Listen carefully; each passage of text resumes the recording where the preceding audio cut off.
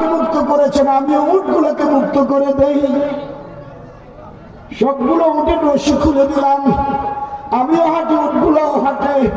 হাঁটতে হাঁটতে সবকটা উট আমার বাড়িতে আমার সাথে চলে আসছে।